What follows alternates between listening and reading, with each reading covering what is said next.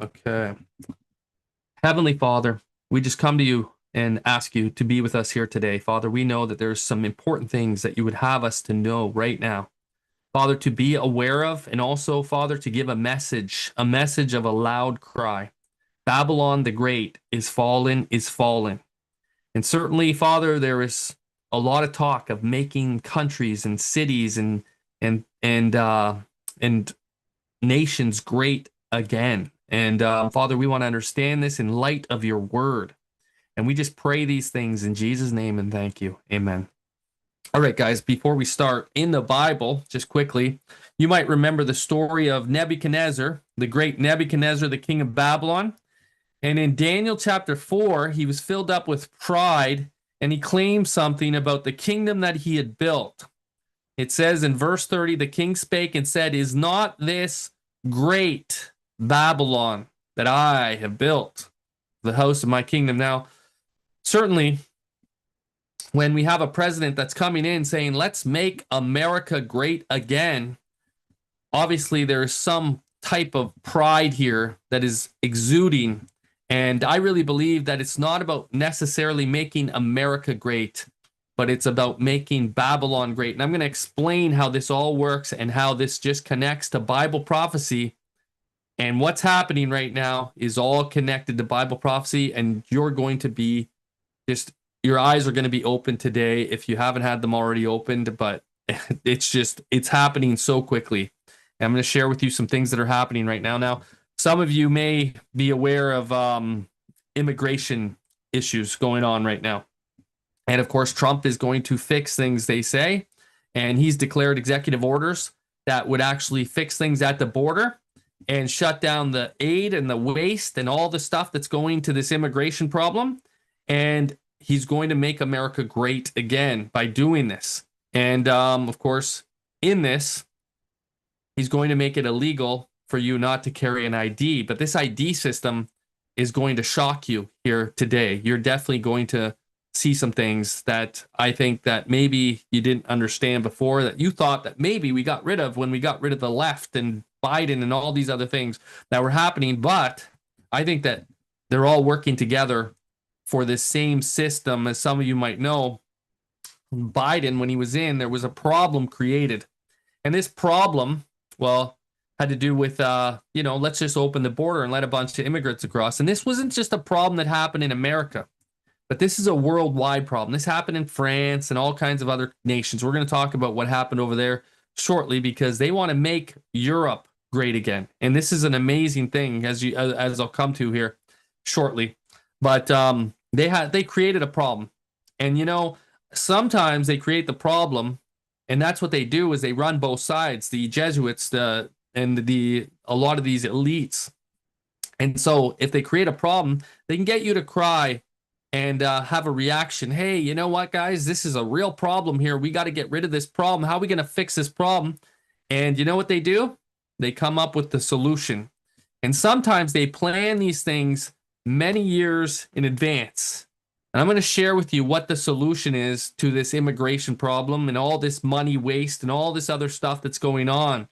Because you create the problem and now you've got the reaction, you got the people on your side, and now you bring in a solution. And I really believe that we might be getting behind something that seems good, looks good to the eyes, just as the fruit in the Garden of Eden. But the reality is this fruit has some poison in it. And I'm going to share with you what that poison is today. You're going to see, and it's an eye-opener as we look at it. But will Trump's executive order concerning immigration require Americans to carry ID or face arrest?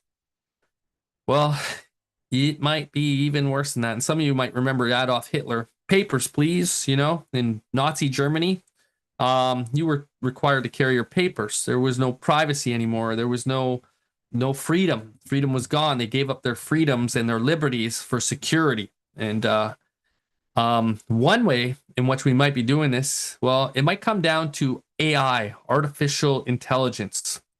And this is actually something that took place this week with regards to Tony Blair and the World Government Summit they had. And in this World Government Summit, somebody was invited who was given $500 billion by Donald Trump. His name is Larry Ellison. Some of you may be familiar with Larry Ellison. I'll come to Larry Ellison. I'll explain a little bit more as we continue here.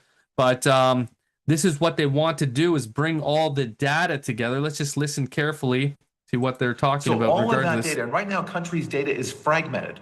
The problem is it's not like go to this database and here's all the data about my country. It's go to this 3,000 databases and here's all the information about my country. So but we know how to do that. You can pipe this data from these 3,000 separate data sources into a single unified database. And that's what we need to do. We need to layer on top of all of this fragmented data that we have about all this information we have about our country. And we need to take that and unify that into a single database. So when we ask questions, the data model has all the information it needs to answer the question, discover the insight, and recommend an action. So what are they going to do? He wants them to bring the data together. Now listen carefully. I'm going to share with you about Larry Ellison here in a second, because the idea is to bring in a security and a monitoring system that basically monitors your every move. But they're going to have every piece of ID and data about you and on you, so they can basically monitor and control you. But I want to get to where this all leads to, because all of that data right now, somewhere. Data is Let's just go on here. If you want to listen carefully, improve population health, you have to take all of your healthcare data, your diagnostic data, your electronic health records, your genomic data. And in the Middle East, in the UAE, for example, they're incredibly rich in data. They have a lot of population data. The NHS in the UK has an incredible amount of population data, but it's fragmented. It's not easily accessible by these AI models. We have to take all of this data we have in our country and move it into a single, if you will, unified data platform. So we provide context. When we want to ask a question, we've provided that AI model with all the data they need to understand our country. So that's the big step. That's kind of the missing link. We need to unify all of the national data, put it into a database where it's easily consumable by the AI model, and then ask whatever question you like. We can deliver on. Keep in mind, the idea of all this is to eliminate waste. And what is being brought into America to eliminate all the waste right now? Eliminate all the waste right now. DOGE, DOGE, Department of Government Efficiency, right? Efficiency. They want efficiency in America.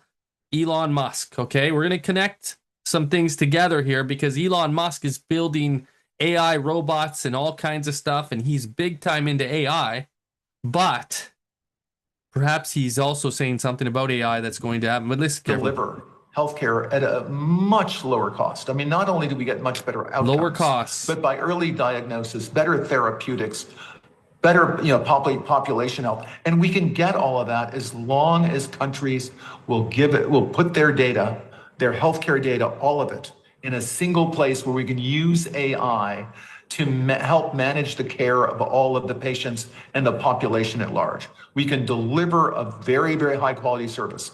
But that's also true of a variety of social services, not just healthcare. If we're having supplementary housing, and we can do it, and we can also eliminate all of the fraud.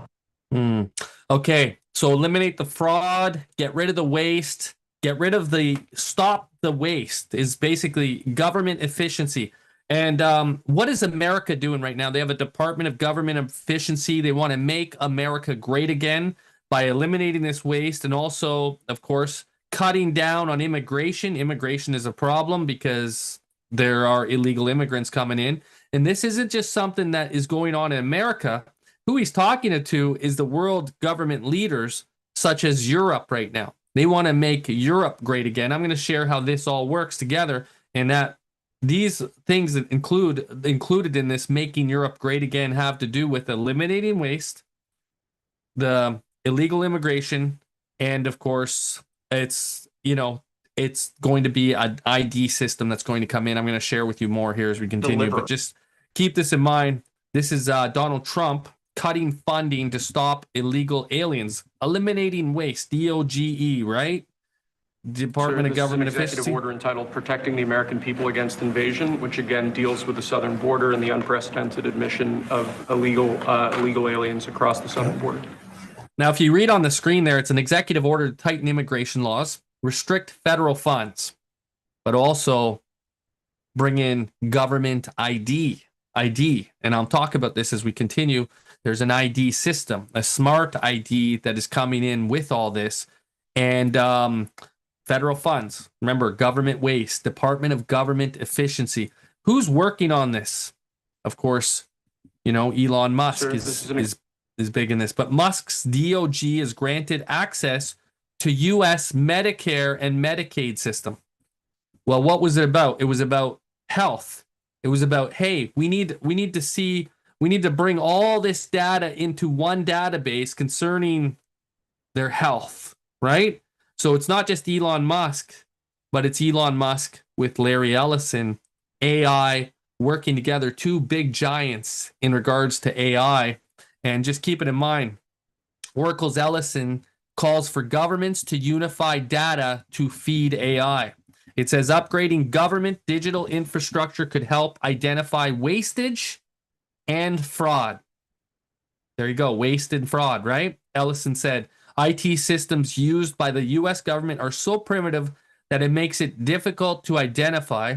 Vast amounts of fraud, he added, pointing to efforts by Elon Musk's team at the Department of Government Efficiency to weed it out. So are you catching the connection here?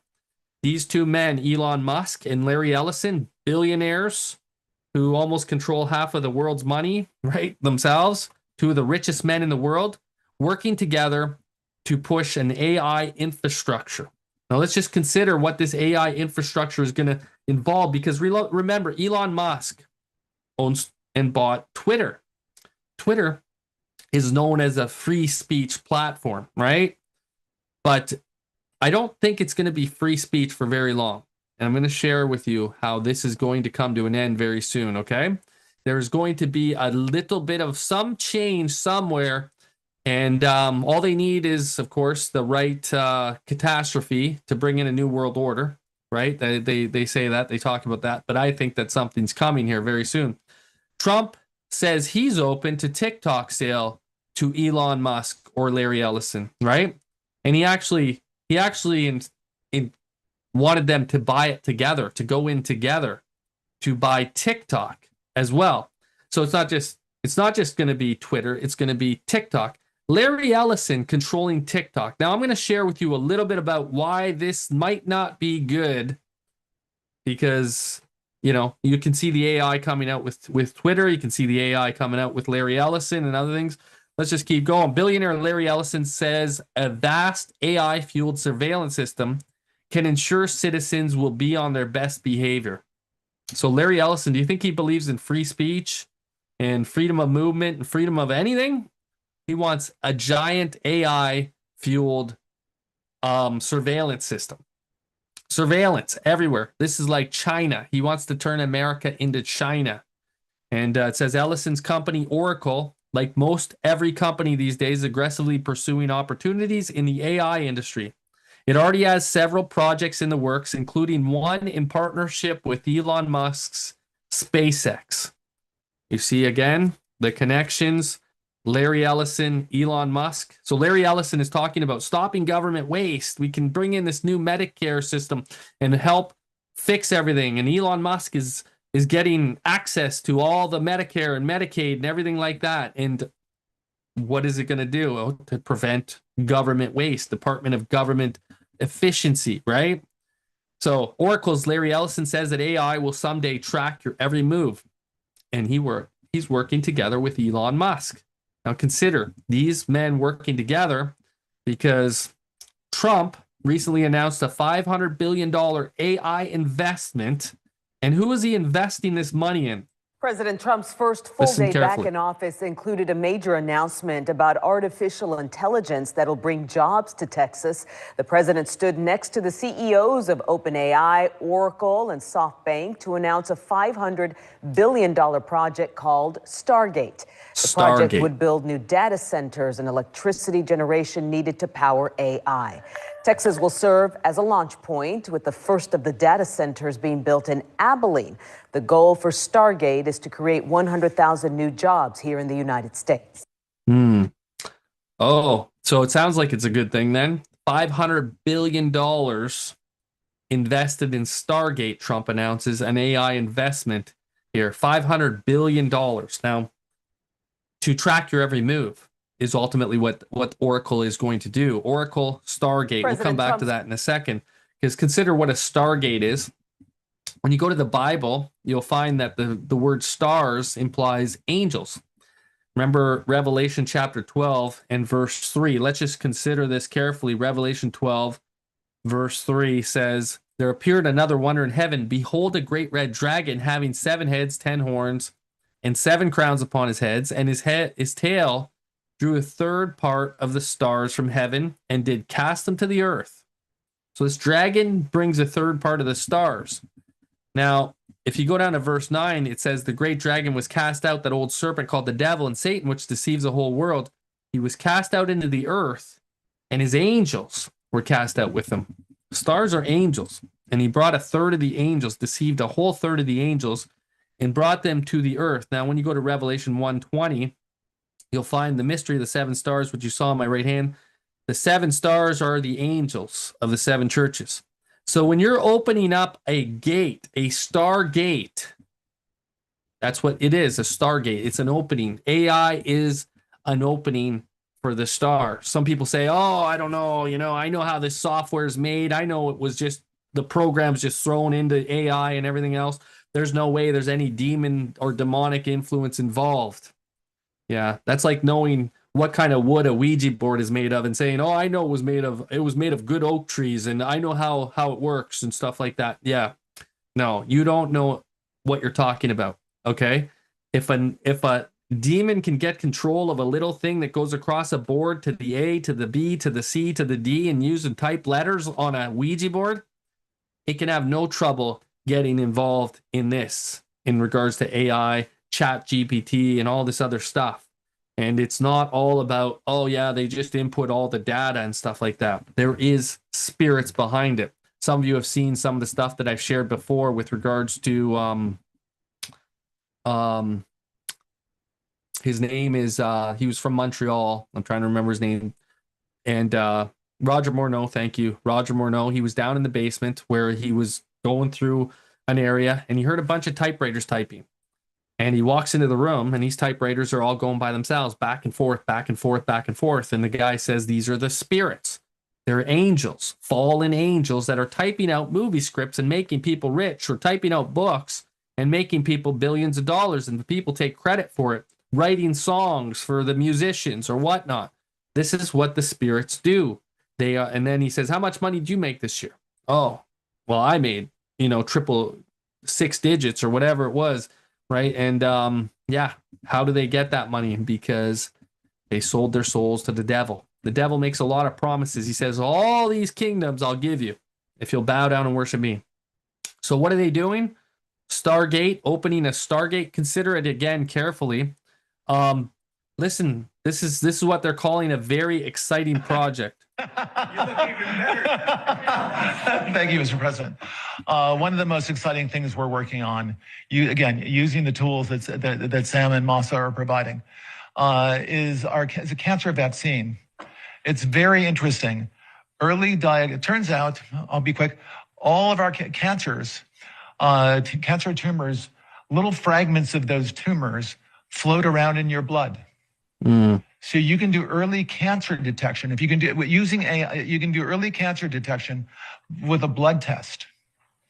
And using AI to look at the blood test, you can find the cancers that are actually seriously threatening the person. So does anybody remember those little tests where you stuff a thing up your nose and stuff, and you had to push this stuff into your nose and then they'd come out and then they'd put it under a microscope and they'd test it, and you wouldn't be sick at all, but suddenly you had problems. You had COVID. You need to be locked up in a room. You were a potential virus that could happen and basically kill everybody, right? Kill grandma and grandpa and all your friends and family and everything like that.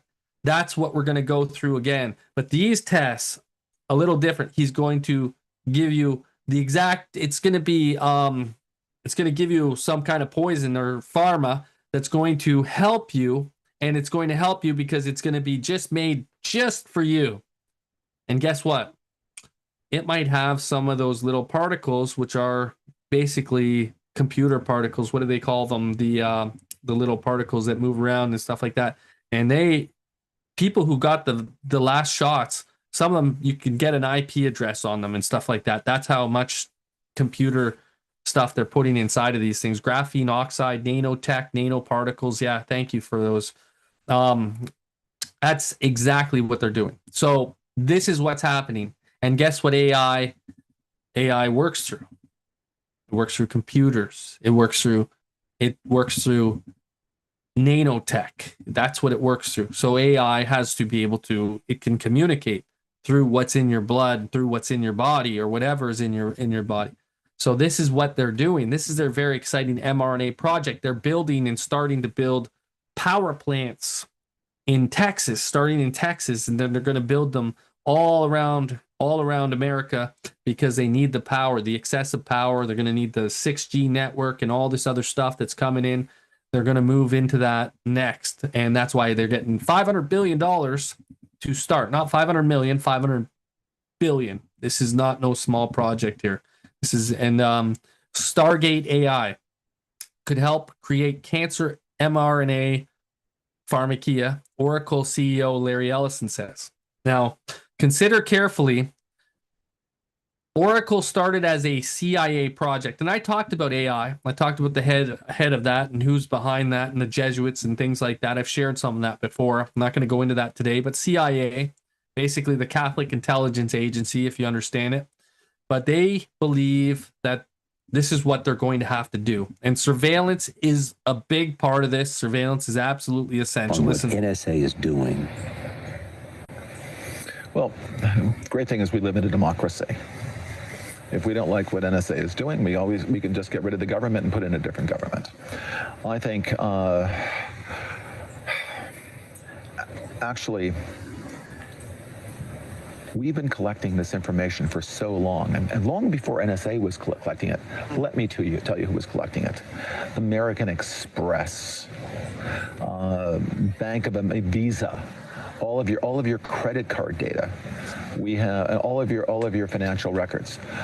This whole issue of privacy is utterly fascinating to me. Who's ever heard of this information being misused by the government? In what way? Well, I just hear you clearly. You're saying whatever the NSA is doing is okay with me. It's great. It's great. It's essential. And by the way, President Obama thinks it's essential. It's essential if we want to minimize the kind of strikes that we just had in Boston. It's absolutely essential. But what point would it be alarming for you in terms of government surveillance?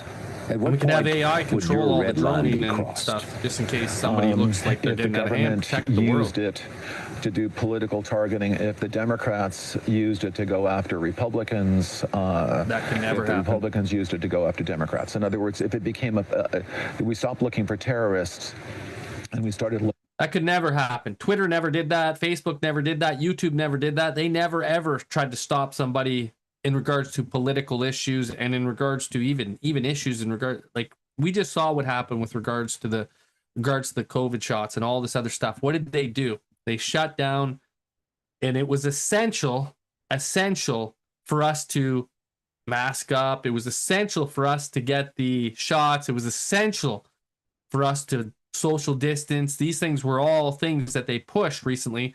And no doubt, if you've got that mindset, then essential to monitor your every move. And when they're monitoring your every move, then they'll be able to control you more. Now, this is what they're putting together. So Larry Ellison is putting all the data into one big bank, where AI is going to control it all. And why is Trump on board with this? Why is Larry Ellison on board with this? Why is Elon Musk on board with this? Think about it. Who's got the money in this world right now? Who are the big moneyed men in this world? What is Trump? Isn't he like a billionaire and stuff? Do you think he just became a converted Christian who's praising the Lord and saying hallelujah overnight? Because no, there's something involved here, and it is power, control, and they love power and they love control. There is something, and they're very smart about these things. I'll share a little bit more as we continue, but just listen carefully to Ellison. The police will be on their best behavior because we're constantly recording, watching and recording everything that's going on. Citizens will be on their best behavior because we're constantly recording and reporting everything that's going on. And it's unimpeachable. The cars have cameras on them. I think we have a squad car here someplace. But those kind of applications using AI, if we can use AI, and we're using AI to monitor the video. Yeah. AI. And then he talks about the bathrooms and stuff like that and how they can shut it off, but they don't really shut it off when you go to the bathroom and other things like that. They're going to monitor everything. That's what this AI is. Now, if you look at the word oracle, oracle means a priest or priestess, acting as a medium through whom advice or prophecy was sought from gods in classical antiquity. In other words, oracle means a medium, a witch. And what do witches do? They contact the spirits. Stargate. Witches are like a stargate to bring in the spirits, the stars, right? And that's what oracle means. It's like a witchcraft. And what are they going to push? They're going to push pharmakia. Pharmakia is another word for sorcery. Sorcery. It's in Revelation 18:23. By pharmakia were all nations deceived. So it all connects together. There's sorcery through, and it's not just any type of sorcery. It is basically a controlled sorcery, so that the witches can basically control everything. So origin of oracle, it comes from a person whom a deity is believed to speak, or the shrine in which a deity reveals. A person of great knowledge and wisdom. I will go to the oracle should I need help. The oracle is the one who's basically speaking to the spirits. And if we understand what spirits are, we understand that they are not just any kind of spirits. It's demonic. It's really demonic. I want to just share with you Elon Musk here just briefly. This is Elon Musk, and that kind of gives you an idea of where their allegiance is, okay? Listen carefully. Watch this carefully. Look at that salute that he gave again. Just if anybody missed it, we'll just show it again. He's just wrapped up here. You can hear the... There it is right there. Okay, so what is it? Where is his allegiance to? And it's not hard to figure out. His allegiance is to Rome, right? His allegiance is to Rome. That is not a Nazi salute. That is a Roman salute. And ultimately, it's an allegiance to Rome. Now, consider carefully. There's more to this, and I'll share with you what I mean, okay? Heidi Klum, Halloween party last night. Elon wore a $7,500 Devil's Champion costume with a great upside-down cross on chest and wrists. So, more so, obviously, when you understand Rome, they have a hidden secret religion, which really doesn't worship, Jesus and Mary, but more so Tammuz, Ishtar, Nimrod, ancient Babylonian worship, right? Your ancient trinity that came from Babylon, Ishtar, Easter Sunday, Ishtar Sunday, right? The day of the sun worship. And it all revolves around ancient pagan sun worship that came from Babylon. It's a mystery religion. It's a hidden religion, and they do things in secret. This is why you see his mother doing the all-seeing eye with the 666 over her eye, as you can see, and then also the pyramid symbol, which is if you ever do the pyramid, they do the pyramid over their eyes, right? And stuff. And she's also covering one eye, which is a symbol. It's basically a symbol that they are Masons, Illuminati Masons. You can see it on the dollar bill. You see the pyramid with the all-seeing eye. That's Masonry. And then underneath it says New World Order, Novus Ordo Seclorum, which, of course, I might have you know, this is really a symbol that comes from ancient masonry. Of course, that's Elon Musk on the left. That's Aleister Crowley on the right. If it's, I don't know what direction or how you guys are seeing it, but anyways, in regards to that, that is these two are basically, they're of the same masonry. You can see here X brought to you by Luciferian Masonry. You can see the X flipped around. It makes a square and a compass, right? And then you can see the Freemason symbol with the square and the compass. The Freemasons have a square and a compass, and so does the X, Twitter X. So that's why when his mother is doing the all-seeing eye with the 666 symbols, they understand that there is a deeper meaning. They use these symbols and they just come out with them openly. And of course, Aleister Crowley, he wrote the Book of the Law. This is really Satanism when you get down to it, the higher levels of masonry. I'll come back to this, but do what thou wilt shall be the whole of the law. He was a high-end Mason, and it comes from Lucifer. Lucifer, you know, you don't really have to, you won't surely die. You can do whatever you want, right? And of course, this is Elon Musk and Donald Trump, and Elon Musk is proud to say on his Twitter update, as you can see on the top there, Novus Ordo Seclorum, which are the same words that you see on your dollar bill underneath that pyramid, Novus Ordo Seclorum, which is New World Order. New World Order. So we know where his allegiance is, right? So when he's bringing in this AI and all this other stuff, it's not hard to see. They do it in secret. It's a mystery religion. They're hiding these things. They're not open about these things. You can see right here, here he is with Donald Trump when he went to the UFC event, and he has an Omega symbol surrounding the all-seeing eye. Omega symbolizes God, and I think that they worship another god, and it's not the god of this world. It is the god Satan, symbolizes it, the all-seeing eye, in that pyramid symbol. That pyramid symbol, Novus Ordo Seclorum. He's obviously showing his true colors. It's not hidden. Same with his cars. You'll notice XEC. These are Greek letters from the Bible, and these are for 666. That's what John the Revelator in Revelation 13:18, you'll see the XEC. It's kind of like an E or a 3, a backwards 3. And then this one's a little S. It's kind of like a little S, X, a C, and an S. These are Greek letters here, okay? And it says, here is wisdom. Let him that has understanding count the number of the beast, for it is the number of a man, and his number is 666, 666. And why am I showing you this? Because those are the chi, rho, chi, chi, xi, and stigma. They are letters from the Greek alphabet. Now consider carefully. XES, you'll see these in several places, and Romans used to use them all the time. 666, X, E, the little E, and the S is down there, and then of course the P on the top. I'm not going to go into that right now. I've shared this before. If you watch my Elon Musk video, I go into more detail on this. But XES, look at the first 3 models of Elon Musk's cars. What are they? Model X, Model 3, and Model S. How does that work? 666, right? 666.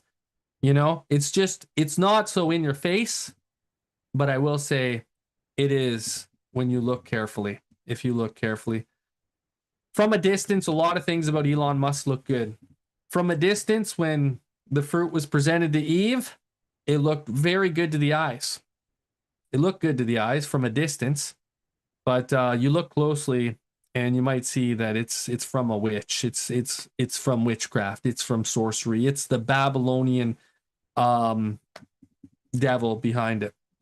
Anyways, this is from this week concerning what's happening with the immigration and the waste. I want you to hear Mr. Talkov in concerns of these. For years, criminal networks have stolen personal information from the public and private sector. They exploit real identities to manipulate antiquated government systems, siphoning off billions in taxpayers' hard-earned money. We continue to pay benefits to deceased and incarcerated individuals, direct money to bad actors flagged in the... Now, deceased is having to do with the Social Security system, and I was going to share a little bit in the Social Security system. I think I have the video up a bit, but they're saying that there's a bunch of deceased people, and so this is the danger is that there's potential for people robbing identities and robbing identities of dead people, because these dead people have not been they've not been cut off from the Social Security system. So what he's saying is that there's an identification system that is needed, and this identification system, of course, is the real ID. We'll come to that. Do not pay list and overlook duplicate Social Security numbers by not following best practices. To stop this, we must reclaim control of our system, not just from the criminal syndicates, but the flawed systems enabling them. Smarter technology, data, and identity verification are not optional. They are necessities to protect taxpayers and ensure aid reaches those who truly need it. The solution is clear. So the solution is clear. What we need is an identity system, and it's going to protect us. It's going to protect us. But of course, what identity system might he be referring to here? The one that is working with Larry Ellison, and of course, who's going to be behind this as well? There's a waste going on, right? Who's catching the government waste? It's DOGE. DOGE is catching the government waste. They found out that there's waste going in Social Security. So now what we need to bring in is a social identification system. Larry Ellison is sitting right there with this new system, AI system that's ready to go, that can monitor your every move. And guess what's coming in? So Larry Ellison, billionaire. Elon Musk, billionaire. Donald Trump, billionaire. All these billionaires seem to want to control everybody's next moves. Let's just keep going here. For you, if we implement enhanced identity verification and enhanced income verification, what will happen? How much? Let's just stop there. What kind of enhanced income verification? Income verification. In other words, inclusive income. I'm going to come back to this, right? Because it's going to be inclusive and exclusive, right? So you have to have some kind of ID in order to be able to access income and to get income in the future. That's what the future is going to look like, which means that you're going to have a digital ID. So listen carefully. Identity verification, income verification. Let's just listen. If we implement enhanced identity verification and enhanced income verification, what will happen? How much money will we save? You'll save hundreds of billions of dollars. Let's just stop it right there. You'll save hundreds of billions of dollars. So we're going to have, who's behind this getting rid of the waste? The Department of Government Efficiency, right?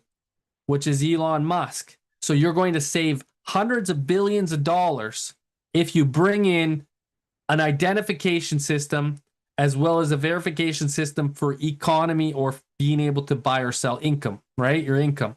You have to have a verification system. So they're bringing this in, and it's under Donald Trump. Just so you guys know, Donald Trump, Larry Ellison, it's coming in through the Trump administration. And some of you all were thinking, oh, it's going to be the World Economic Forum bringing this in. Oh, no. Larry Ellison is working with Trump. Larry Ellison is working with the World Economic Forum. Larry Ellison is working with all these other world government systems and everything like that, the United Nations and all that other stuff. So if Larry Ellison is working through this and Trump cuts ties with the World Economic Forum, but then he gives Larry Ellison all this power, has he really cut ties with the World Economic Forum, guys? Has he really cut ties?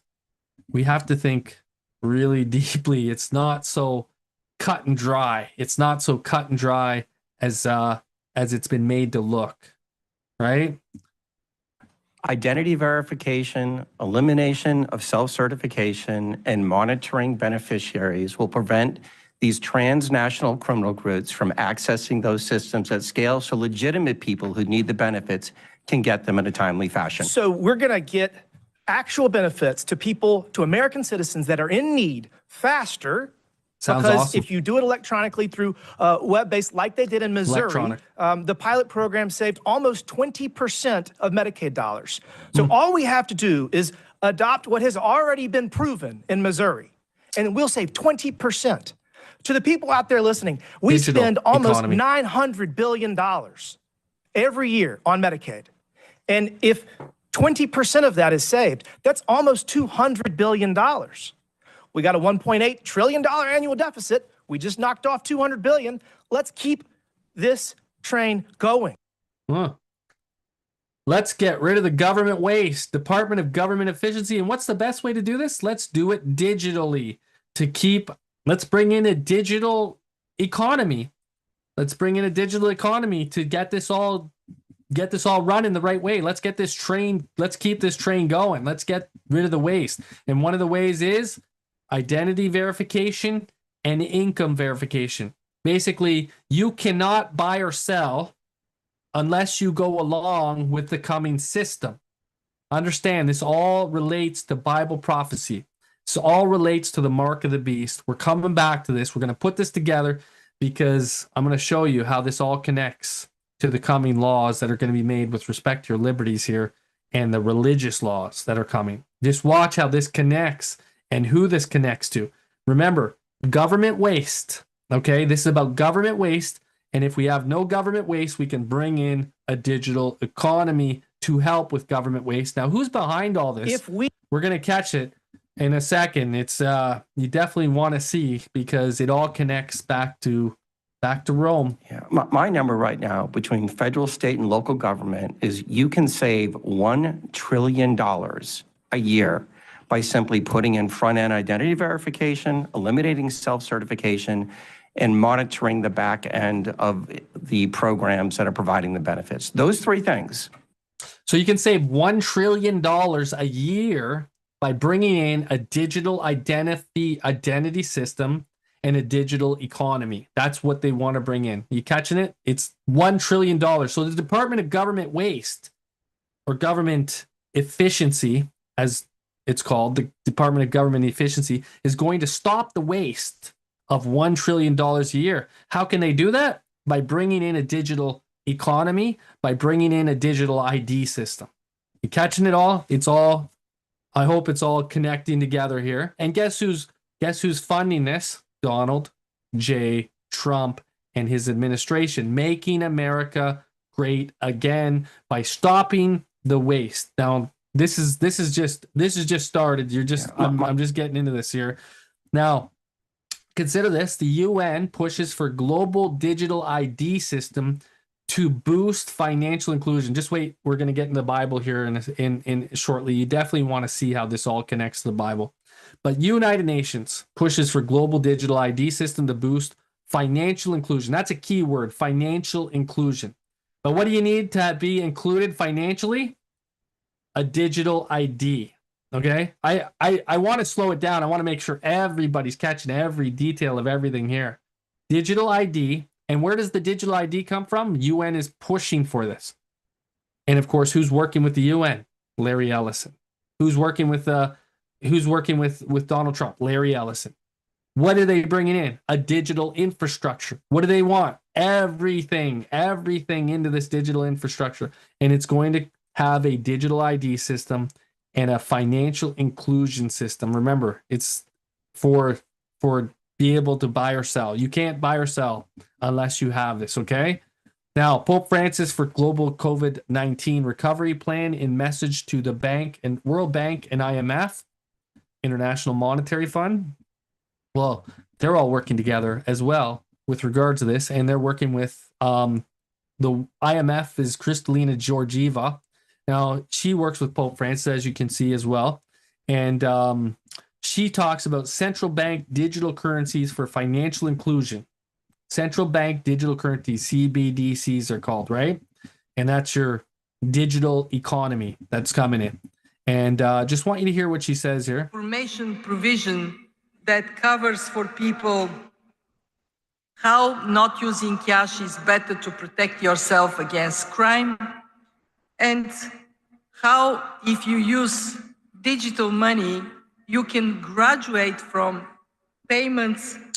Protect yourself against crime. Protect yourself. What were these other men saying? Protecting against fraud. Fraud, right? Protecting against waste. Protecting against all the other things. It's the same words. They're using the same words. They're on the same team. All of them are on the same team. You know, Trump drain the swamp. Yeah, no. I think credit. He's in the swamp. And that, of course, enhances financial inclusion. Enhances financial inclusion. It's the same wording, guys. Are you catching these things? Now watch this, okay? Remember this. Some of you are I'm gonna put this together with some Bible prophecy here shortly, but listen to what she likens the economy to. Some of you know Revelation 18. You know about the ships, and the ships standing afar off. No man was able to buy her merchandise anymore. Babylon. Okay? Just listen carefully. Bear with me on giving you an image and then outlining 3 priorities for CBDCs to help. Here is the image. We have been talking this last couple of days of the difficult time we are in, that our world economy is like a ship in choppy waters. A ship in choppy water. The image we can add to it is thinking of CBDCs as being a new fleet of ships. What's the CBDCs going to be? A new fleet of ships. Now, I want you just to consider, I'm going to share with you Daniel 11:40. We're going to come back to this point, so don't forget this point here. A new fleet of ships, because I've got some other things coming here with regards to Daniel 11, because in Daniel 11, the king of the north comes not only with ships, but with horses, horsemen, and chariots. We're going to look at the horsemen and chariots here a little bit, but also those ships are the ships that are mentioned in Revelation chapter 18, where it says the ships were standing afar off, right? A fleet of ships. Let's keep going here. Digital economy is for the common good, according to the papacy. That's what it's for. It's for the common good. It's going to stop waste. We got a Department of Government Efficiency trying to sort everything out here, and we got the best thing to do to stop all this waste is a digital economy. And then, of course, we got Larry Ellis behind it as well with the Stargate project, as well as Oracle, to monitor things, to monitor every human's activity and movement with the digital economy and a fleet of ships. Let's just keep going here, okay? Let's just listen to this. This is Ron Paul. And it's in regards to immigration. And what do you think he said would be their solution with regards to immigration? And this was back in, I think it was 2011 or 2012 that Ron Paul was saying all this stuff. Let's just go back here in time and just see what the Real ID was about. Listen carefully, okay? He knew why they would, or what they would do as a solution. And Obama was trying to bring in the Real ID back then. But of course, it had to do with immigration. Maybe Obama and Joe Biden created the problem so that they could bring in the solution with Trump. And Trump would look like the good guy. Listen carefully. Congressman Ron Paul is a Texas Republican. He's opposed to this card. Congressman, afternoon to you. Good afternoon. Nice to be with you. It's a great pleasure to have you. All right, so what's the problem with the national ID card? Because its proponents say this is it. This is the thing that's going to finally help us stop illegal immigrants from coming in here and taking jobs. Well, we do have a problem with illegal immigration, but I would say the problems of every American citizen carrying their papers for wherever they go is a much worse problem than illegal immigration. Besides, you can take care of illegal immigration otherwise. But people over this decades now in this country, there have been some who have wanted this national ID card, and they're looking for every opportunity to do it. And this looking for every opportunity to do it. And one of the ways that they're going to be able to do it is by illegal immigration. So open the borders up when Biden comes in. And then when Trump comes in, we can present the solution, the Real ID or the ID Act or digital ID, as it might be, the digital ID with the digital economy coming very, very soon. This is it. I mean, who knows what will come of it? My guess is they'll probably have a GPS chip in there so that they can measure everybody, every instant, no matter where they go. So to me, it violates the whole principles of privacy, the principles of the Constitution, the principles of the Republic.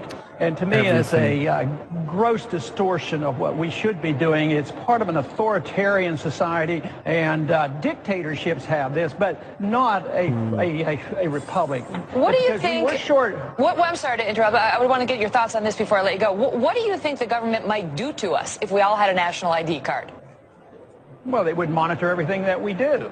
and like surveillance, the Larry lack Ellison. of privacy. It's always for good purposes. Everything is for good, and they're going to get rid of illegal immigration. They're going to find the criminals, but they're also Illegal going to immigration's gonna monitor be gone, every guys. single person, every single thing But they we'll do. monitor It's sort of everything. this idea of why not have cameras every place on every street corner, because we'll catch the bad guy. Well, why don't they have cameras in our house in case there's child beating or wife beating?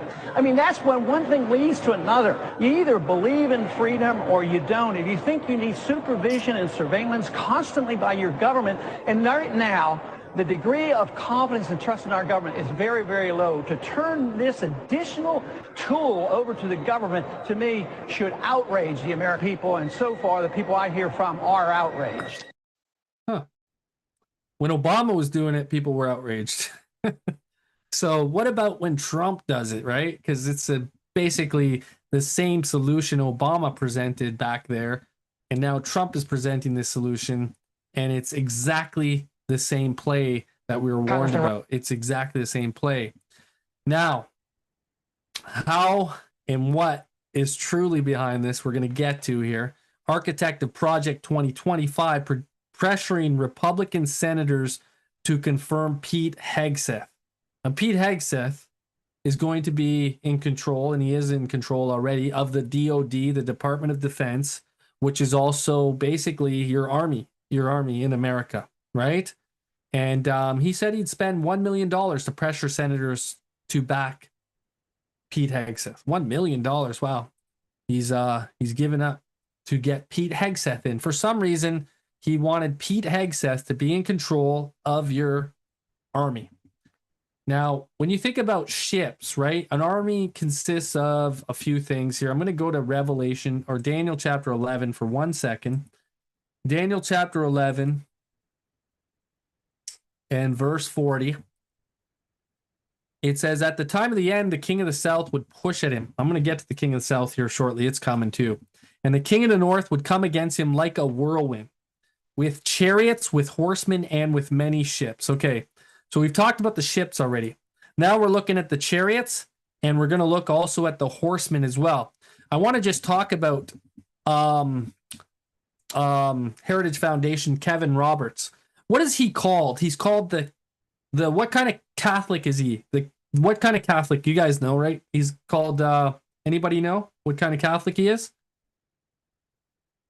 Cowboy Catholic. Anybody ever heard the word cowboy Catholic before? Have you guys heard? He's called the Cowboy Catholic. I'm not joking. He's a Cowboy Catholic, okay? What do cowboys ride? You guys haven't heard it? Oh, man. Just look up Cowboy Catholic Kevin Roberts on Google. It's all over the place.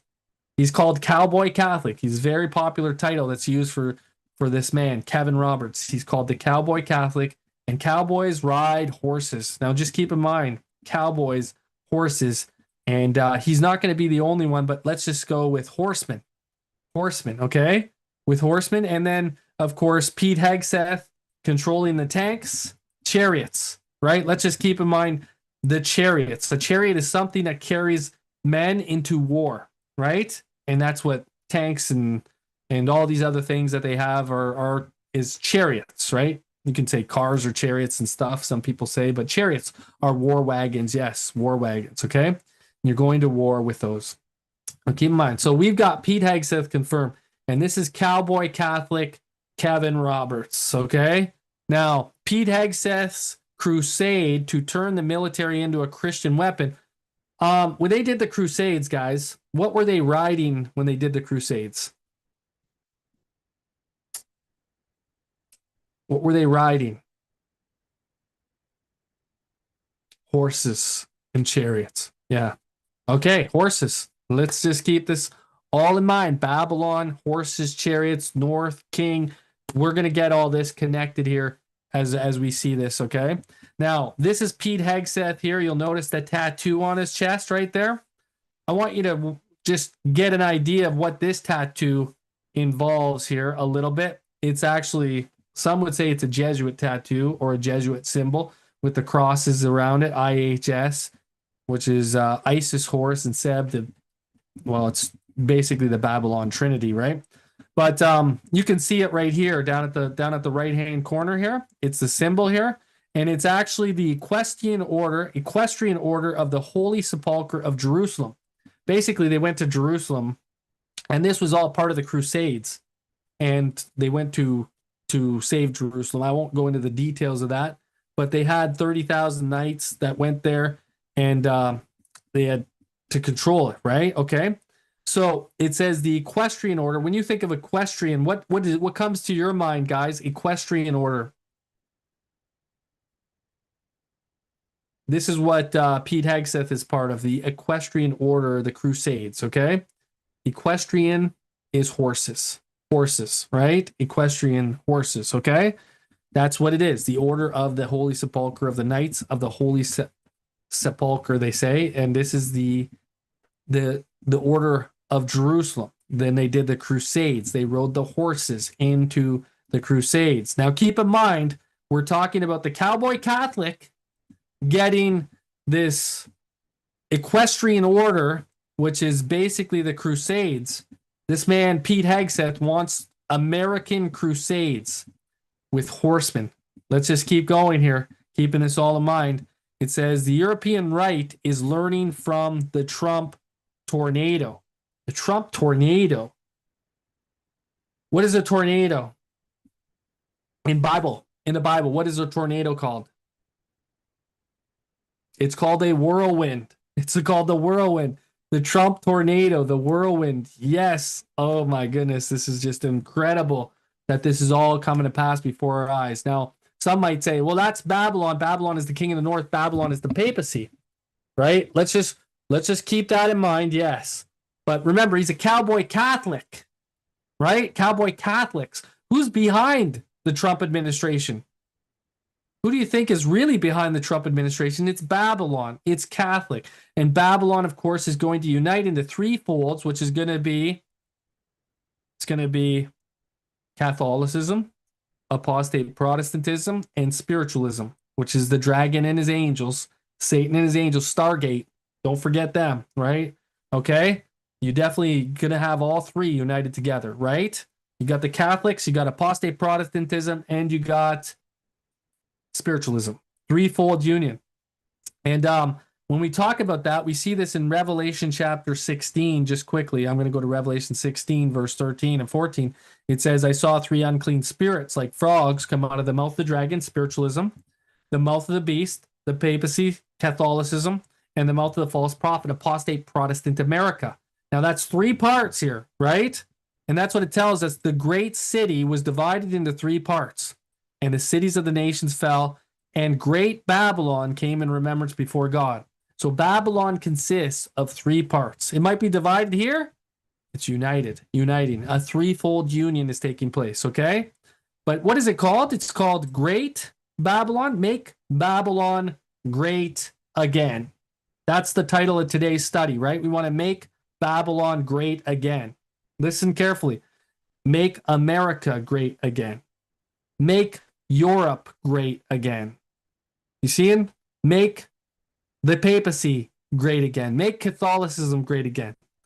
Babylon the Great. The great city was divided into three parts. Do not miss this. This is all given by God to us. The Trump tornado.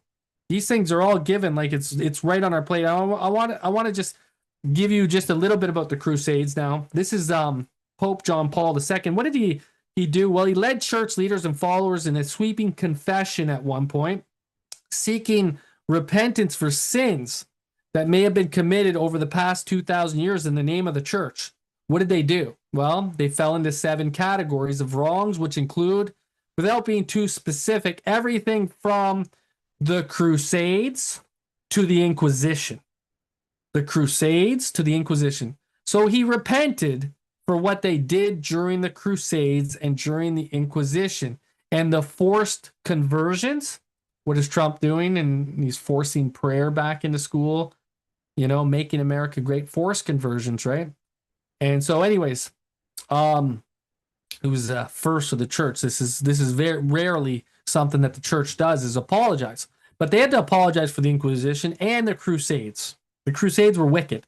Okay, consider it. They had to apologize. They killed many people. But does Pete Hegseth understand how wicked these crusades were? Does he understand when they went to Jerusalem and all that stuff, they were killing Christians everywhere that didn't agree with the papacy? Listen carefully to what Pete Hegseth thinks about the crusades.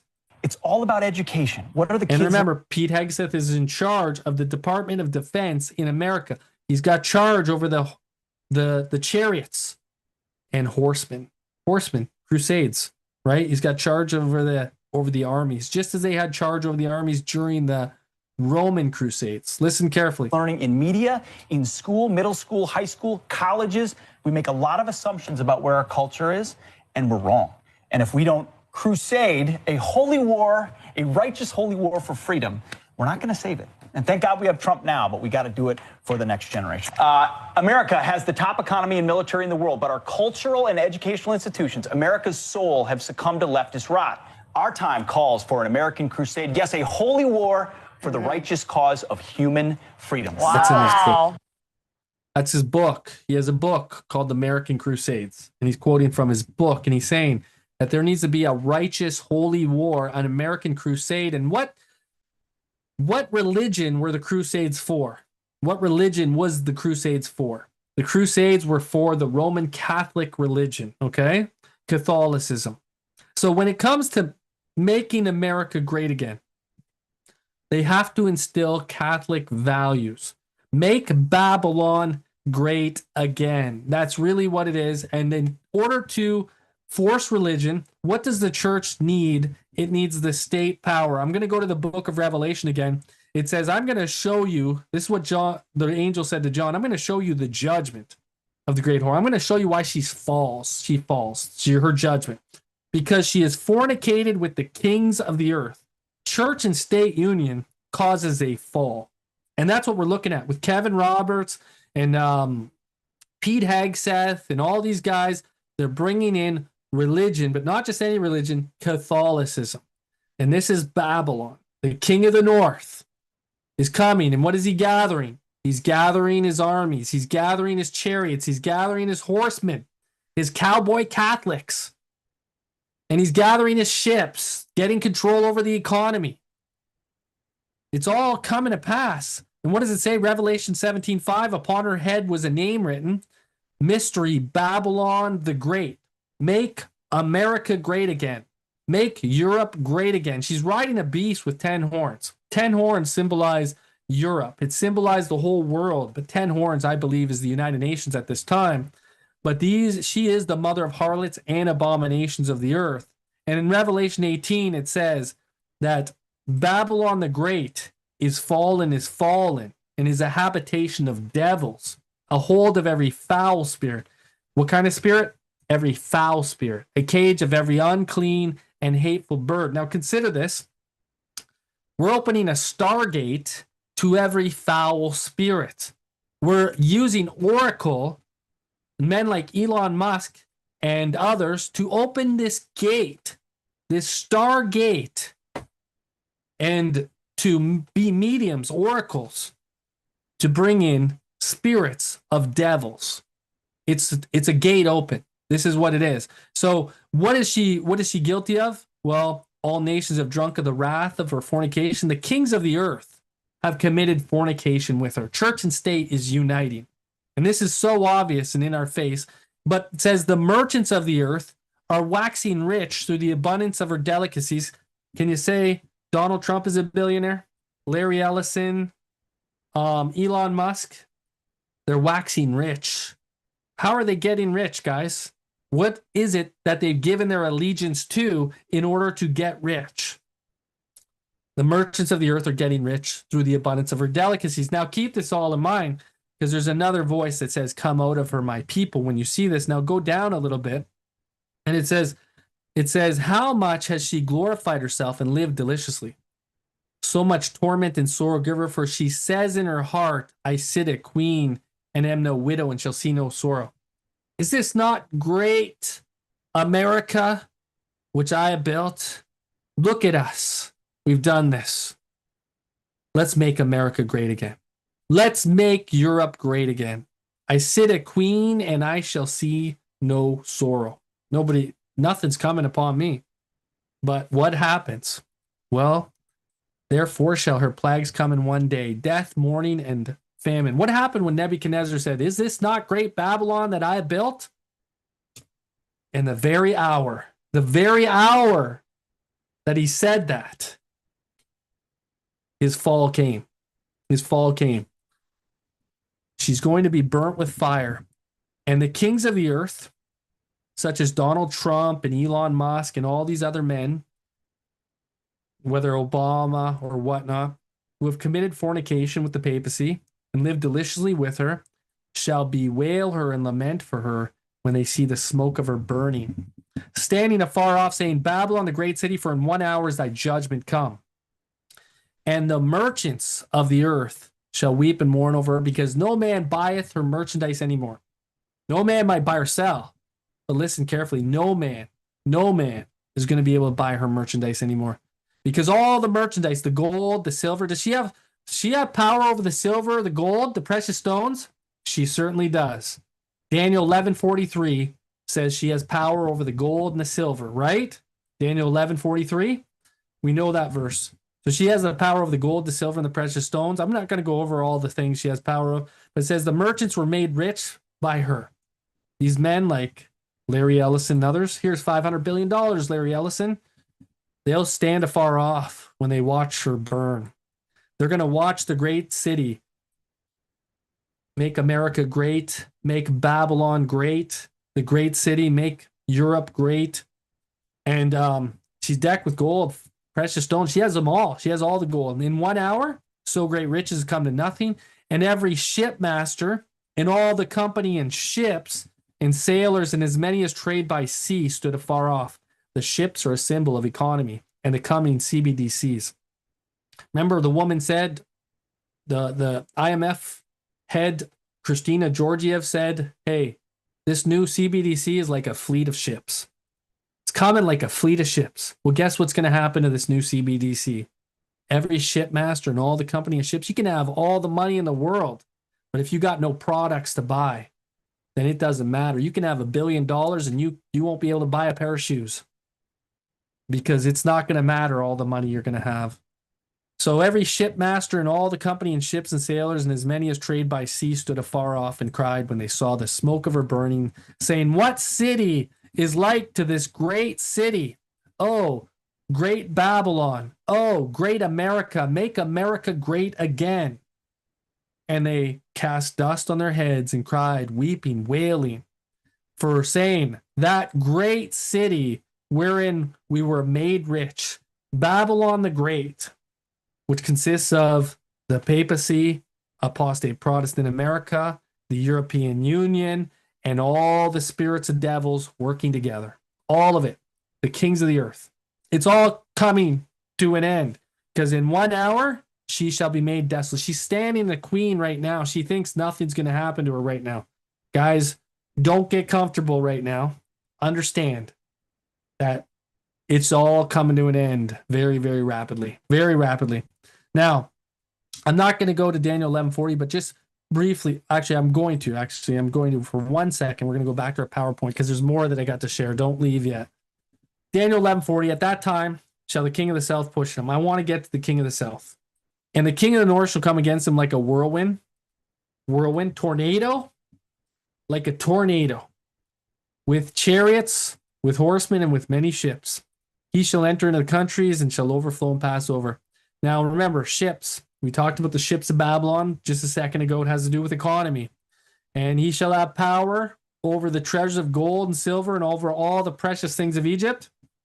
Babylon is arrayed in gold and silver and all the costly things. Nobody's going to buy her gold or silver anymore. It's coming a time here. But just consider this. Consider this. Let's go back to our PowerPoint. We saw here what this is. This is Babylon here. This is Babylon working through the United States of America to make holy crusades. Church and state uniting together. The kings of the earth uniting with this woman, okay? Now let's keep going here. I want you to hear about the tornado that is about to make Europe great again. Because remember, he's going like a whirlwind. America goes like a whirlwind. It's going to be very rapid, but when you look in the Bible, it talks about whirlwinds. You could go to the book of Jeremiah. And before I play that video, I just want to give you the Bible here. Jeremiah chapter 4. It says, the lion has come up from his thicket. Where does he come from? I will bring evil from the north and great destruction. That's coming. And he says, the lion has gone up from his thicket. What has he got?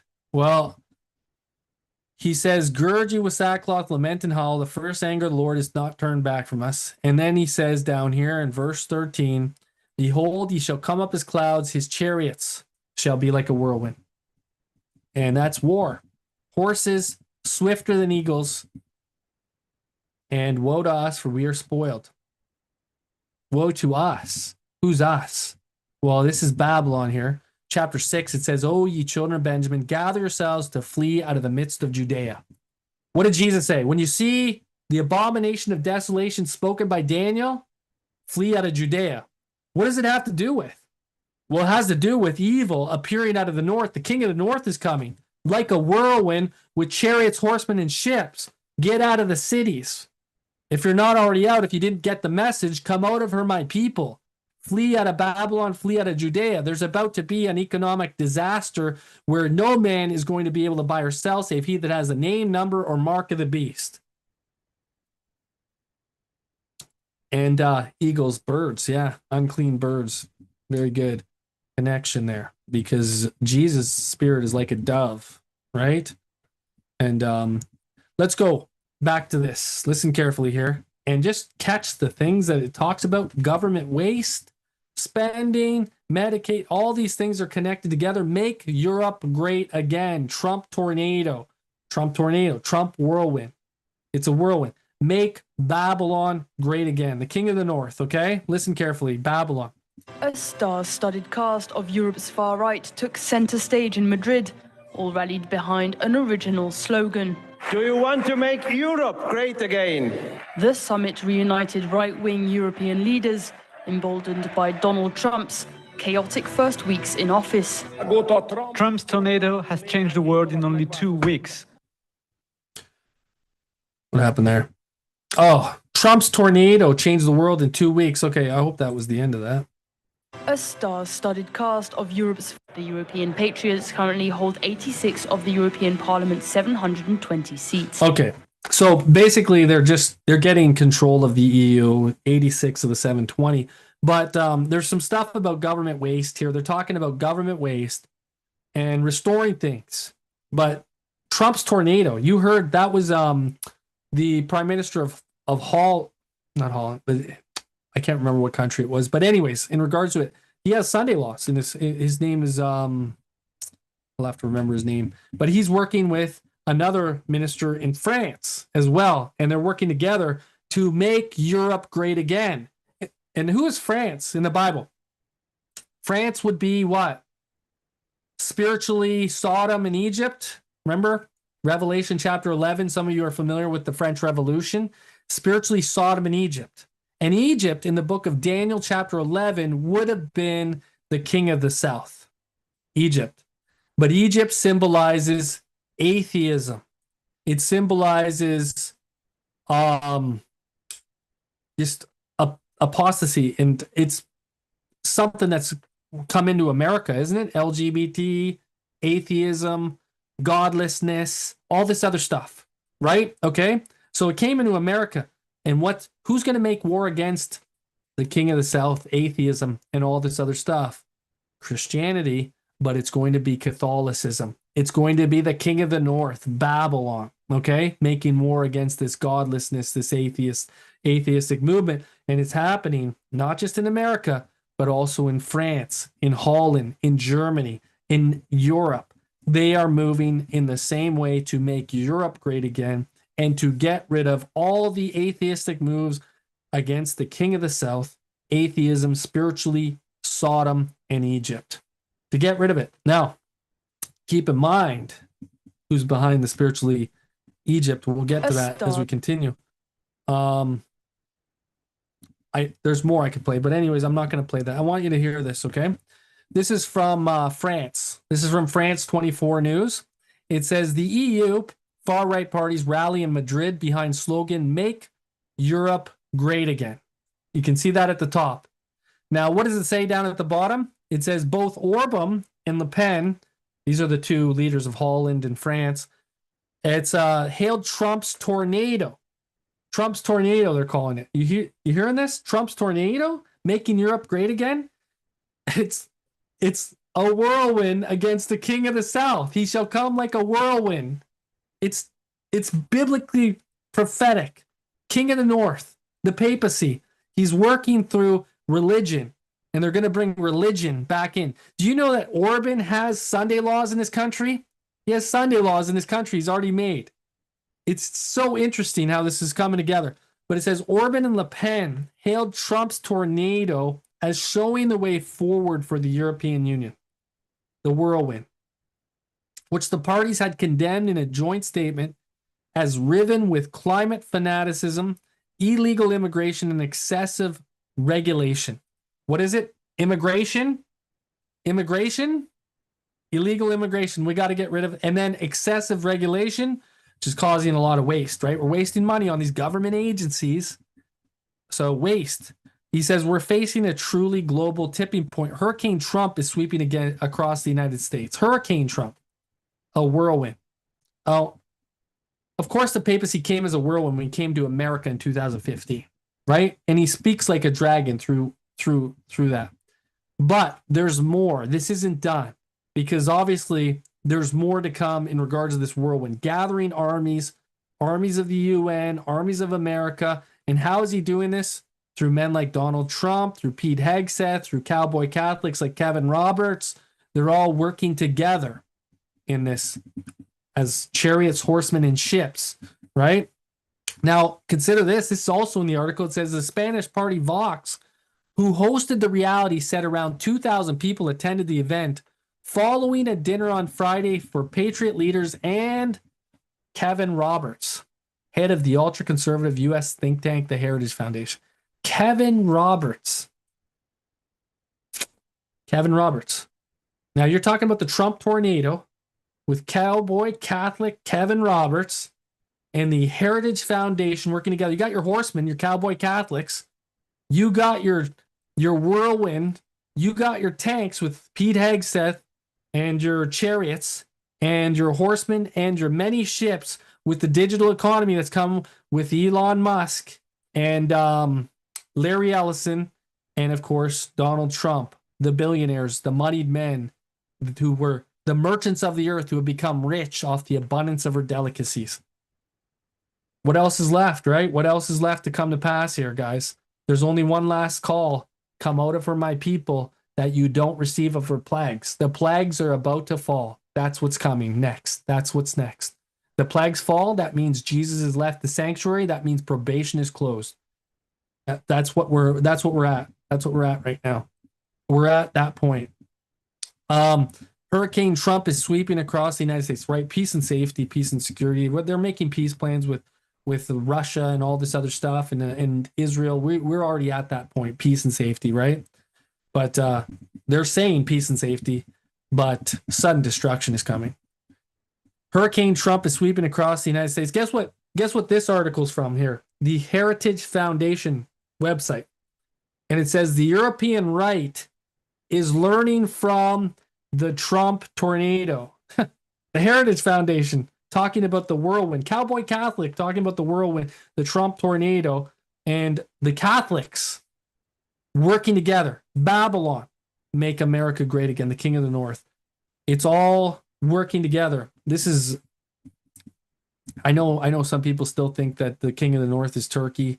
I'm sorry, guys. You guys are missing out on Bible prophecy now. Big time. Again, the only way to save Europe, mass deportation and closing borders. Closing the borders. That's what they're saying. This is the way we're going to save it. Is the Trump tornado about to tear through Europe? Are they going to save Europe, make Europe great again? This is all coming to pass right now. It's in the Spectator. It's on the Heritage Foundation.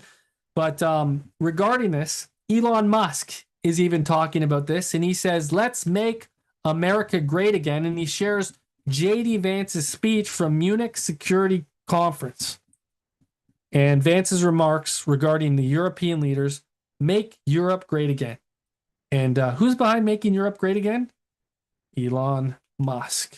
it's just pieces are being put together. And what's the issue, according to J.D. Vance? I believe there is nothing more urgent than mass migration. Today, almost 1 in 5 people living in this country moved here from abroad. That is, of course, an all-time high. It's a similar number, by the way, in the United States, also an all-time high. Okay, so it's not just in the United States that we have this migration issue that is the biggest issue. So they made this the issue. This was the problem. Now they've got the reaction. Oh, we got to save America and make America great. Make Europe great again. Make America great again. Make Babylon great again. Don't miss the title of the message. But this is how we're going to do it, is we can bring in a security system where everybody has digital IDs. Larry Ellison, Elon Musk, and all these guys getting rid of the government waste, and also digital economy with it all. No man might buy or sell, save he that has the mark or the name or the number of the beast. It's all coming to pass, and this is how they're moving in this direction. They're gonna do everything they can to make this come to pass right now. And J.D. Vance, what does he say? He says Project 2025 Group is the most influential engine of ideas for Trump. That's it. That's the centerpiece of it. But you know what he said? Because this was his praise on Kevin Roberts, right? Cowboy Catholics gathering the horsemen. Well, it says down at the bottom, Vance goes on to say that conservatives should rally around Roberts' ideas in the book, writing, "We are all now realizing that it's time to circle the wagons and load the muskets. In the fights that lay ahead, these ideas are an essential weapon." Circle the wagons, load the muskets, wagons. I gotta read this verse again, guys, just to go back to my Bible here. Remember, we're talking about Daniel chapter 11, verse 40. Circle the wagons, get the cowboy Catholics and the horsemen together, as it says here. At that time, the time of the end, shall the king of the south push at him. Atheism, all this other stuff, right? Coming against the papacy. But the king of the north would come against him like a whirlwind, like a tornado, like a hurricane with chariots. What do you say again? What do you say? He said, circle the wagons and load the muskets. Circle the wagons, circle the chariots, and load the muskets. How clear is it, guys? Get the horsemen. Get your cowboy Catholics. Let's get the equestrian order of Jerusalem, the crusades. Let's get some crusades going with some horsemen. And the many ships. Let's get the economy, bring the digital economy with us. New economic order, and enter into the countries. Let's get the rest of these nations. Let's make Europe great again. Let's make America great again. Let's get all the countries and overflow and pass over. And then let's make war with the remnant of her seed, the woman, Jerusalem above, which keep the commandments of God and have the testimony of Jesus Christ. They're gathering around us with armies. Anyways, we're gonna finish this here. Trump explains his militaristic plan to deport 15 to 20 million people. They're bringing armies into America right now. They're going to bring the armies. Pete Hegseth, battle cry, new Christian crusade. We need a new Christian crusade. And of course, it's not just against the LGBT. They got to make it look righteous, but it's going to be against God's people who keep the commandments of God and have the testimony of Jesus Christ, who don't bow on Sundays or to the image of the beast, and who won't bow to the great image that's set up. Remember who the borders are? Tom Homan, he's the borders are in charge of the mass deportations. He works with Project 2025 as well. He's part of Project 2025, working with Kevin Roberts, the cowboy Catholic, and they're all coming. The equestrian order to gather up those who would come against them. And the king of the north is coming. He's got chariots. He's got horsemen. He's got many ships. It's really all biblically prophesied. I'm going to skip that. But I just want to make sure that we understand what Cowboy Catholic said. He said this. Full circle in this response, and just want to encourage you with some substance that we are in the process of the Second American Revolution, which will remain bloodless if the left allows it to be.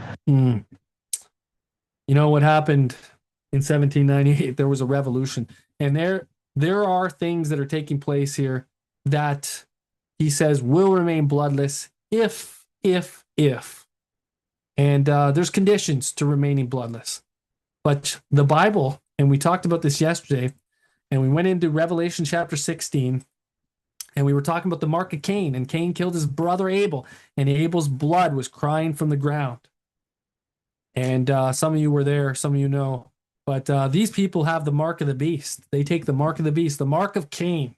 And these people, like Cain, will persecute their brothers and make war with them. And these people who are for the beast in his image, which is Catholicism and apostate Protestantism, are going to make war with Jerusalem above, the remnant of her seed, who keep the commandments of God. And that's what we'll see here, is that we're going to see the sea filled with blood. We're going to see the rivers filled with blood. We're going to see a lot of blood is coming right now. And it says, I heard the angel of the water say, Thou art righteous, O Lord, which art and was and shall be, because thou was judged. For they have shed the blood of saints and prophets, and thou hast given them blood to drink, and they are worthy. Don't be surprised if we see a few people lose their lives that are going to be God's people. Don't be surprised if martyrs are not, they don't come on a large scale right now. We're going to see a large scale of martyrs during this time. It's coming. It's coming. But may they be martyrs for the cause. And I understand that probation's about to close. So when we see these martyrs, we have to understand repentance is here. And we have very, very little time at this point in time. Because the plagues are about to fall. Because the blood is soaking into the earth. And the earth is not going to produce its fruit anymore. Just as in the time of Cain. It's all connected together. So for some of you who didn't see the mark of Cain last night and come and study with us, you guys need to join those Friday night studies and those Wednesday night studies. You're missing out on a whole bunch of stuff. And God has given us a lot of light for this time, a lot of light in regards to what's happening right now. And if you do have a chance, it's on YouTube. And if you did see it, go share, place a comment, share what you've learned and stuff like that. But there's a lot of things that are so going to happen right now. And the soaking of the ground, it will remain bloodless if, well, I'm pretty sure that just like the Crusades and just like the Inquisition, it's not going to stay very bloodless, guys. It's not going to stay very bloodless, okay? And remember what Trump said in regards to the churches? He said, you're getting your voice back. You're going to speak again. You're going to have power again. And let's just listen. Is bite back on that. But for 4 years, we went through a great period. You were able to speak. And we're going to make that on a permanent basis. You're going to be able to do it because you're the people we want to hear from, the pastors and the ministers and the rabbis. The people in this room are the people we want to hear from, and they have to have a political voice. You know, if you think about it, you have men, you have women, and you have religion. If you look at it, you have more than the men, you have more than the women. You have such power, but you weren't allowed to use that power. And you're now allowed to use it. I get in there, you're going to be using that power at a level that you've never used it before. It's going to bring back the churchgoer. I mean, you have to see, I don't like the charts when I see charts where they're going in the wrong direction. Churchgoers are going to be brought back. Revelation 13, very carefully, talking about the voice. Revelation 13:11, I beheld another beast coming up out of the earth. This is apostate Protestant America. He had two horns like a lamb. It's a republic, no crowns. And he spake as a dragon. He has the voice of a dragon. You're going to have a voice. And the voice of the dragon has to do with church and state, because you think about it, voice of a dragon. Earlier on in Revelation 13, you'll hear this other beast speak, and it says he has the mouth of a lion. And it says in verse, mouth of a lion is the mouth of Babylon. And it says the dragon gave him his power, his seat, and his great authority. And it says in verse 5, he had power to continue 40 and 2 months. Church and state union for 40 and 2 months. But he had a voice, and he spoke great things. This mouth of a lion spoke great things. The mouth of a lion, the lion is a symbol of Babylon, speaks great things and blasphemies. And he had power. And when you talk about the voice and the power, it says he spake as a dragon, and he exercised all the power of the first beast before him. and causes the earth and them which dwell therein to worship the first beast, which is the papacy, whose deadly wound was healed. Revelation chapter 13, verse 12. I am like, it's the, I don't know what to say, but there's just so much going through my heart right now in regards to what God is trying to share. He just really wants us to know he doeth great wonders, so they maketh fire come down from heaven, a counterfeit, apostate Protestantism, fire. It's a symbol of the counterfeit spirit, just like on the day of Pentecost. And that's what this is. It's apostate Protestantism doing these things. They're getting power from the state, church and state power. The dragon, that's pagan Rome, gave his power to the papacy. Church, the state, gave its power to the church. The church fornicates with the kings of the earth. Church and state union. This is what it is. That's your power.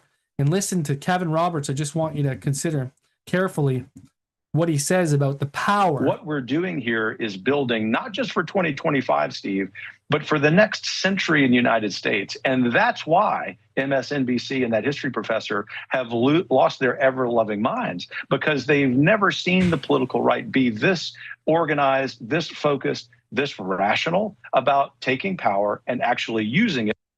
Taking power and using it. Remember, he's a cowboy Catholic. Power. What kind of power are they going to exercise? Catholics with the state, church and state power? It's the same power that was exercised by the first beast before it. Apostate Protestantism, America, is going to exercise the same power as the first beast before them, as we see. And it's speaking. They're definitely going to speak. They have a voice, a political voice now. And that's what we see in America. Everything coming to pass just as prophesied. And I'll briefly just give you just a little bit more here.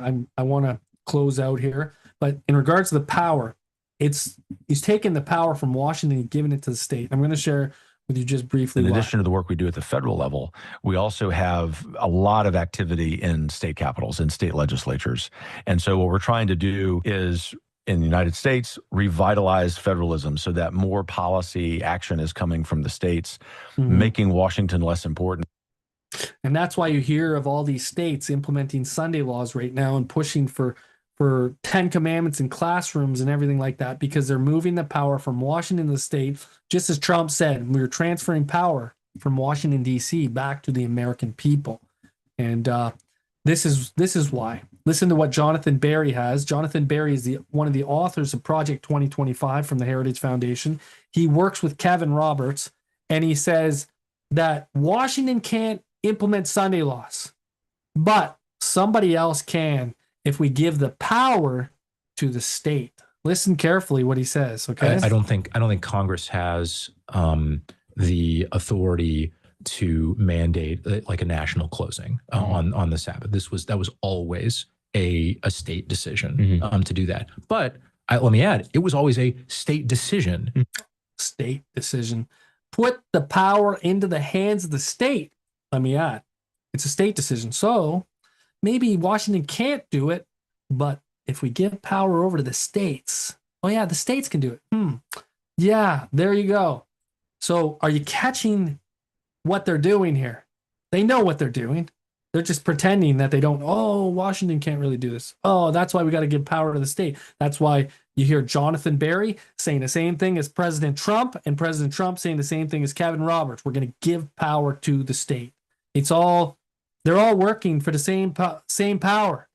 And what is that power?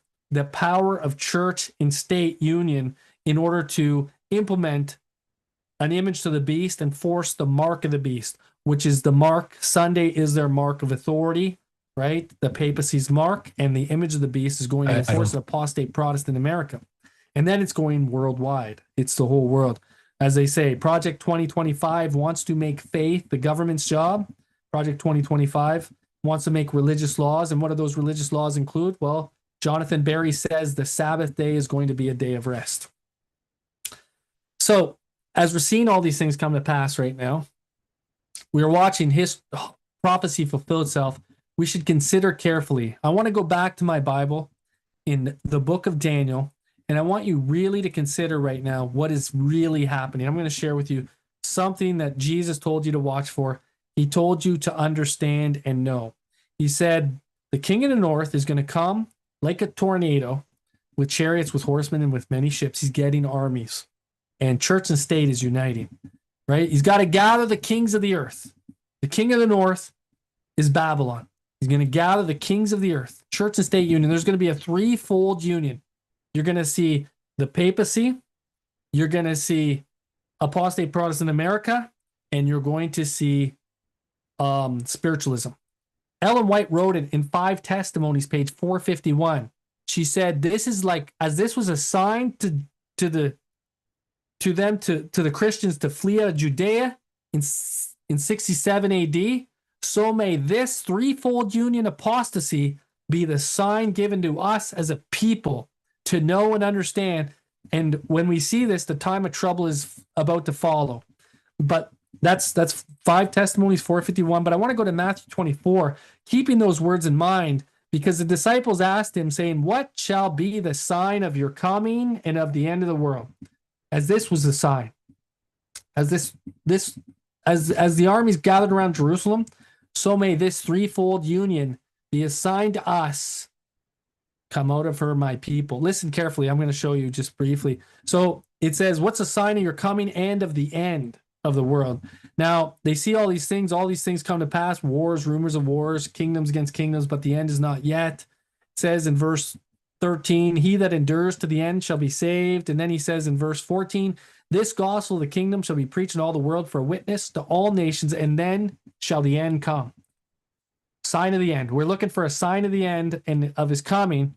And he says, when you therefore shall see this, the abomination of desolation, spoken by Daniel the prophet, stand in the holy place, whoso readeth, let him understand. Get out of Judea, he says, when you see this. He says, then take some action. You better know what to do when you see it. Don't miss it. Don't misunderstand it. Don't miss this point. He says, because you have to flee. Flee out of Judea, flee to the mountains, he says. Now, we read in Jeremiah about this, and Jeremiah tells us when you see evil appearing out of the north, flee out of Judea. Is that not correct? But this is written of and spoken of by Daniel as well. Daniel spoke of this, did he not?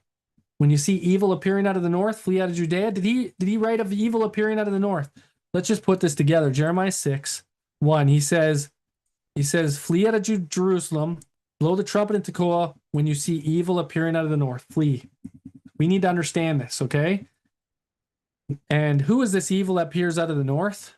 And he says, you got to understand who Zion is, the comely and delicate woman, the church, right? But also, this evil that appears out of the north, you can read about it in Jeremiah 25. He says this. He says, let's go down here, verse 9. Behold, I will send and take all the families of the north, saith the Lord, and Nebuchadnezzar, the king of Babylon, my servant, and I will bring them against the land and against the inhabitants thereof. And this is all symbolic of what's going to happen at the end of the world. And he will utterly destroy them, make them a perpetual astonishment. Now, you can read the rest of these chapters. I highly recommend it. For those of you who joined us for the book of Joel studies, you've seen a lot of this. You understand a lot of this already. You've seen a lot of these points. Joel talks about this. And if you want to go read those studies of Joel, if you haven't yet, you should. Edom, Moab, and the children of Ammon. Is there any mention of that in the book of Daniel? I'll go back. I'm going to go back to Daniel here. Daniel chapter 11. And let's just consider this again in light of all that we've read today. At the time of the end shall the king of the south push in him. It's going to be obviously atheism, spiritual Egypt, right? With the king of the south. And that's what we read in verses 5 to 8 of this chapter.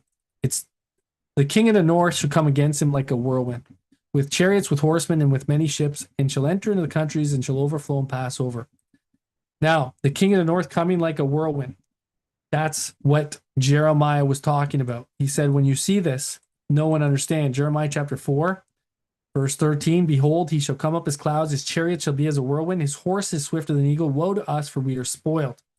Now, you go down here, and it says in verse 20, destruction upon destruction is cried, the whole land is spoiled. Suddenly are my tents spoiled, my curtain in a moment. There's a sound of a trumpet and the alarm of war. Blow the trumpet in the land. And furthermore, he says, my people are sottish children. They have no understanding. What did Jesus say? When you see, know therefore and understand. They are wise to do evil, but to do good they have no knowledge. They're not wise. The wise shall understand. Daniel said that. But he said, I beheld the earth, and lo, it was without form and void, and the heavens, and they had no light. Why? Because the king of the north came like a whirlwind to destroy. The king of the north came like a whirlwind, Babylon. I beheld the mountains, and lo, they trembled, and the hills moved lightly. I beheld, lo, and there was no man, and the birds of heaven were fled. I beheld the fruitful place. It was a wilderness. The cities thereof were broken down at the presence of the Lord by his fierce anger. Do you guys understand the cities are broken down? Now let's just go down to Revelation 16 for a sec. And again, let me bring you to this. It says the great city was divided into 3 parts, and the cities of the nations fell. The great city. Let's make it great again. Make Babylon great again. Make America great again. And great Babylon came in remembrance before God, to give unto her the cup of the wine of the fierceness of his wrath. And every island fled away. The mountains were not found. What were we just reading in the book of Jeremiah chapter 4? The same exact thing. But what does it connect to? It connects to a threefold union, just as Ellen White connected it to the threefold union in Matthew 24, the abomination of desolation. So does this connect to the threefold union. And you go to chapter 17 and verse 16, and it says, the 10 horns which you saw upon the beast, these shall hate the whore and shall make her desolate and naked. They're going to strip her clean, and they're going to violate her, fornicate with her. And church and state union, the 10 horns, the kings of the earth, that's what the 10 horns are, verse 12, right? The 10 horns are kings, 10 kings, which receive no kingdom yet. These are going to have power with the beast and with the woman. They're going to make her desolate. She is the mother of abominations, the mother of harlots and abominations. And there is an abomination that make it desolate. And it has to do with church and state union. And it's right in our faces right now. It's spoken of by Daniel the prophet. The king of the north is getting chariots, horsemen, and many ships. He's going to gather the armies of the earth. And he's going to make war with the remnant of her seed, which keep the commandments of God and have the testimony of Jesus Christ. This is what we're watching right now. It's all taking place before our eyes. And God willing, our eyes are being opened. Our eyes are being opened. God willing, the people in the general conference that are all asleep right now, their eyes are going to start to be open. They're being opened by what's happening with Conrad Vine and Ron Kelly and all the stuff happening in there. They can see that the general conference is united with the United Nations. They can see that ADRA has united with U.S. aid, and they're making war again. They're on the same side as Babylon to enforce the climate agenda, to bring to pass these things. And it's no different than one of her daughters, apostate Protestant America. It's working with them. And this is what's about to happen. We're about to watch this end, this destruction. And it's about to take place. Burn her with fire. What happened in 70 AD to Jerusalem? It was burnt with fire. What's going to happen to Babylon at the end? It's burnt with fire. What's the call? Flee out of Judea, 70 AD. What's the call? Flee out of the midst of Babylon, because she's fornicating with the kings of the earth. Church and state is united right now, and there's a call, come out of her, my people. May God give us the discernment and the eyes to see, and may he also give us the heart that has a love for the brothers and sisters around us, so that we can call them out of Babylon to come out of her, my people, before it's too late, to go and share these messages far and wide so that people will wake up. And I understand that not everybody wants to hear it. A lot of people want the peace and safety message. They want to be secure. They don't want to hear things like this, but I can tell you it's going to hit them. It's going to hit them in the head so hard that they're going to wish they knew about it before it came to pass, because God gave them prophecy to take heed. Prophecy is given to take heed. Prophecy is given as a warning. I told you things to come so that you might take heed. Flee out of Judea. That's the instruction. Take heed. Flee out of Judea. Come out over my people. Come out of the cities. They're all gathering with the kings of the earth. They're uniting, and they're going to destroy God's people. There's a CBDC coming, guys. They're working together with the Catholic Church, Donald Trump, Kevin Roberts, Pete Hegseth, Oracle, Elon Musk. They're all working together. They're all on one team. Babylon, Team Babylon, making war with Team Jerusalem above, which is the mother of us all, as the Bible says in Galatians 4:26, Zion. Anyways, I'm going to close with that. And if there's any questions or comments, you guys are welcome to share here. We're going to have we can have an after meeting in the Zoom room. And if you want to join us, if you're on YouTube or whatnot, you can join us on Zoom. And if you want to add a comment, the microphone is open. You just have to raise your hand when you come in the room. And you can share comments, you can ask questions, and you can be part of our after meeting here. Because we want to encourage each other. We want to edify, as it says, prophecy is given for edification. These are things to edify the church, right? So these things are all given to prepare us as well for what is coming. Anyways, I'm going to pray. Heavenly Father, we just want to thank you so much for your word. Your word is amazing. It's true. It's told us all these things before they come to pass. Father, without you, we can do nothing. Without you, we know nothing. But you've told us things like about the abomination of desolation, the 10 horns, making her desolate, the prophecy of Daniel, the king of the north, and Jeremiah and Daniel, and also that this was evil appearing out of the north was our sign to flee out of the cities. And Father, you've given us many, many warnings. I pray, Father, everybody's hearing, everybody's eyes are being opened, and also, Father, that we are following in the Lamb whithersoever he goeth, and trusting that he is guiding us in the right direction. We thank you, Father, in Jesus' name. Amen. All right, guys. So again, if you want to join us on Zoom, I'm going to give people a minute to join us. And I see a hand up. I'm going to come back to the hands here in 1 second. But before I do, just give me one.